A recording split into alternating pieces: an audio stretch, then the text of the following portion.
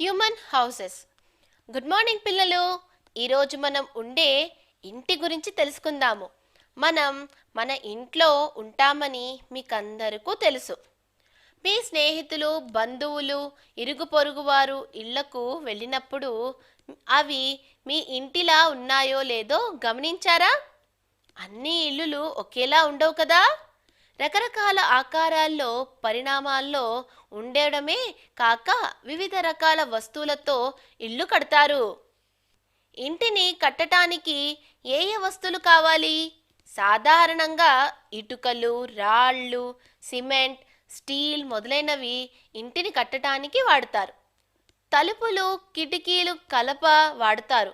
ఇలా కట్టిన ఇల్లు చాలా బలంగా ఉంటాయి. వీటిని పక్కా హౌసెస్ అంటారు.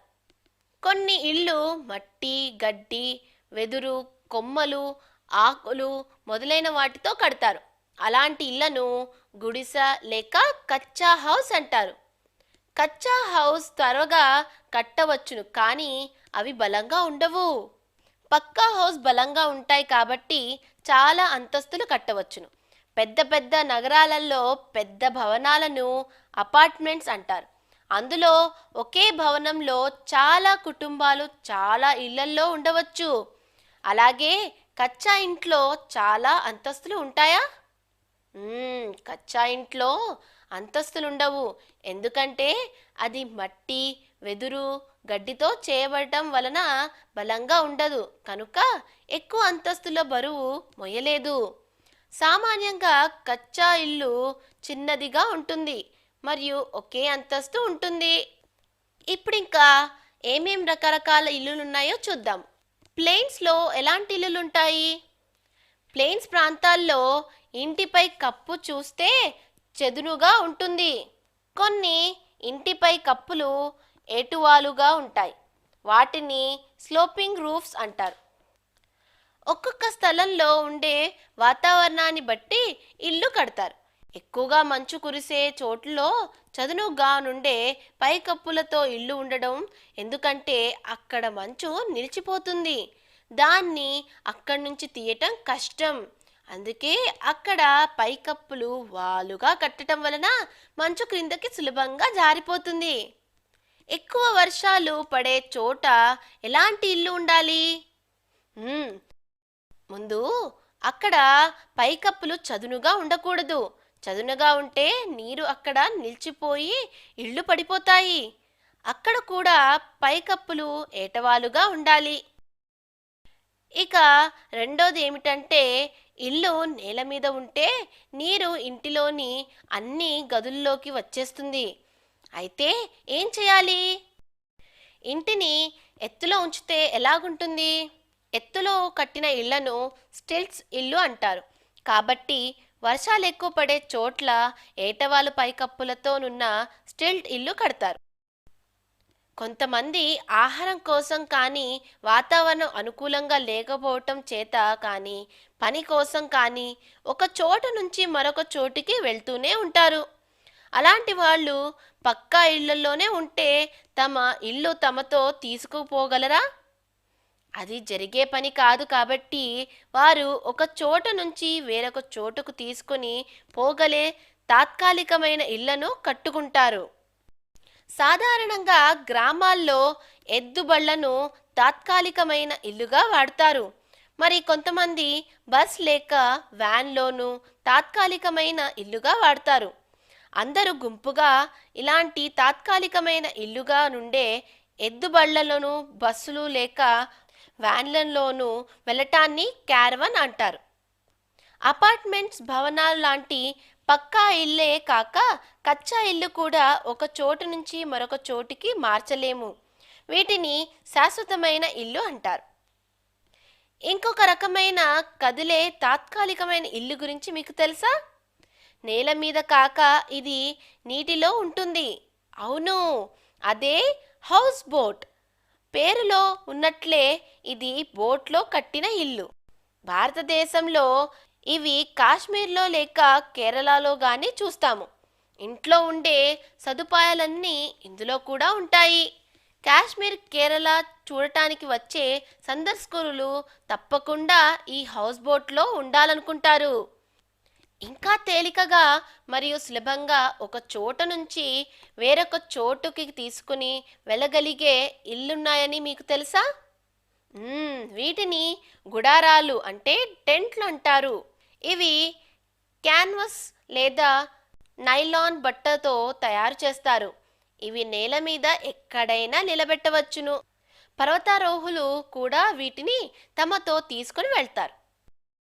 మనం ఇప్పుడు కచ్చా ఇల్లు, పక్కా ఇల్లు, ఏటవాలు కప్పులున్న ఇల్లు, హౌస్ బోట్, క్యారవాన్ గురించి తెలుసుకున్నాం. ఇప్పుడు మనం మరొక రకమైన ఇల్లు చూద్దాము.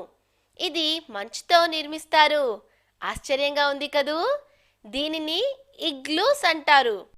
ఈ మంచు ఇళ్లను ఆర్కిటిక్ ప్రాంతాల్లో చూస్తాము. ఇది ఎక్కువగా డోమ్ ఆకారంలో ఉంటుంది. ఇందులో ఉండే వాళ్ళని ఎస్కిమోస్ అంటారు. ఇల్లు కచ్చాదైనా, పక్కాదైనా, పెద్దదైనా, చిన్నదైనా, శాశ్వతమైనదైనా, తాత్కాలికమైనదైనా అది మనకు సురక్షితమా కాదా అన్నది ముఖ్యం. ఇంటి బయట వాతావరణం వేడిగా ఉన్నా, చల్లగా ఉన్నా, వర్షం పడినా, గాలి ఎక్కువగా ఉన్నా మనకు ఇల్లు వాటన్నిటి నుంచి రక్షిస్తుంది. అంతేకాదు, అది మనల్ని దొంగల నుంచి, జంతువుల నుంచి కాపాడుతుంది.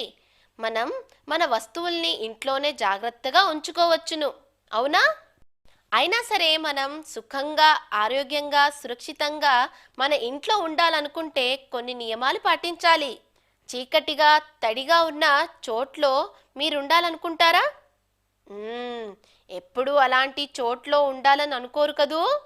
కాబట్టి మీ ఇంట్లోకి కిటికీల నుంచి ఎండ వచ్చేటట్లు చేసుకోండి. సూర్యరశ్మి మీ ఇంటిని కాంతివంతంగా చేయటమే కాక సూక్ష్మక్రిములను చంపుతుంది. చలికాలంలో అయితే ఎండ ఇంట్లోకి వస్తే వేడిగా కూడా ఉంటుంది. సూర్యరశ్మిల స్వచ్ఛమైన గాలి కూడా ముఖ్యమే. కాబట్టి కిటికీల నుంచి స్వచ్ఛమైన గాలిని ఇంట్లోకి రానివ్వాలి. దాని వలన ఇల్లు చల్లగా, హాయిగా ఉంటుంది.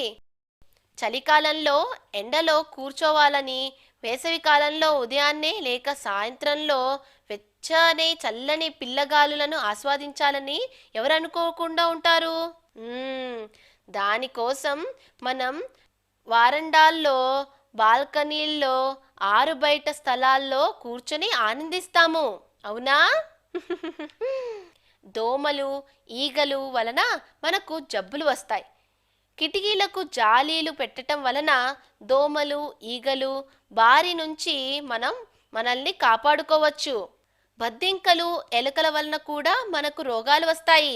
వంటింటికి, బాత్రూంకి మూతలున్న మంచి నీటి పారుదల వ్యవస్థ ఉంటే వీటిని ఇంటికి దూరంగా ఉంచుకోవచ్చు.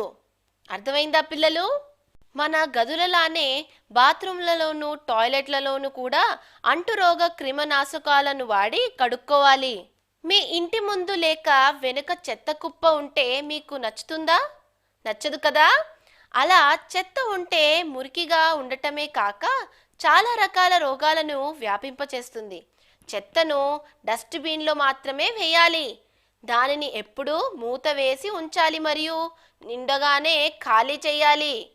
శుభ్రంగా ఉన్న ఇంటిలో పుస్తకాలు, కాగితాలు ఎక్కడ పడితే అక్కడ ఉంటే ఎలాగుంటుంది?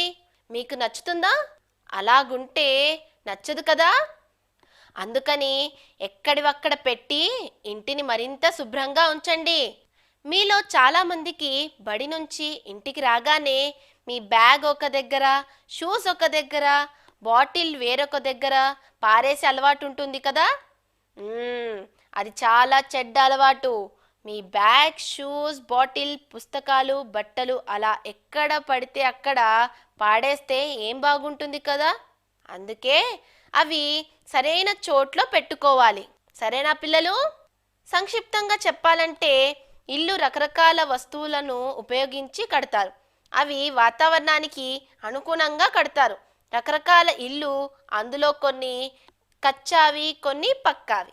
సరాసరి వర్ష ప్రాంతం ఉన్న ప్రాంతాల్లో సమాంతరంగా నున్న పైకప్పులను ఇళ్లతో పాటు ఏటవాలుగా నుండే పైకప్పులను ఇల్లు కూడా ఉంటాయి. మంచు కురిసే ప్రాంతాల్లో ఏటవాలుగా నుండే పైకప్పులున్న ఇళ్ళు ఉంటాయి. అధిక వర్షపాతం ఉన్న ప్రాంతాల్లో ఏటువాలుగా నుండే పైకప్పులున్న స్టిల్ట్స్ ఇళ్ళు ఉంటాయి. ఎప్పుడు మంచుతో ఉండే ప్రాంతాల్లో ఇగ్లూస్ ఉంటాయి. ఒక దగ్గర స్థిరంగా ఉండని వారు ఒక దగ్గర నుంచి వేరొక దగ్గరికి సులభంగా తీసుకుని వెళ్ళగలిగే తాత్కాలికమైన ఇళ్లల్లో ఉంటారు. అంటే నీటిలో హౌస్ బోట్లు, నేల మీద క్యారవాన్లు అన్నమాట. ఎక్కడైనా నిలబెట్టగలిగే టెంట్లు మర్చిపోకండే. రకరకాల ఇల్లున్నా అవన్నీ సురక్షితమైన ఆశ్రయం ఇవ్వటానికే కదా. ఎవరికైనా సరే ఆనందంగా పెరగాలంటే మంచి తాజా గాలితో నిండిన శుభ్రమైన ఇల్లు కావాలి. కనుక మీ ఇల్లెప్పుడు మురికిగా ఉంచకండి. ఇప్పటికింతే మరి. శుభ్రమైన మీ ఇళ్లల్లో ఆనందంగా ఉండండి.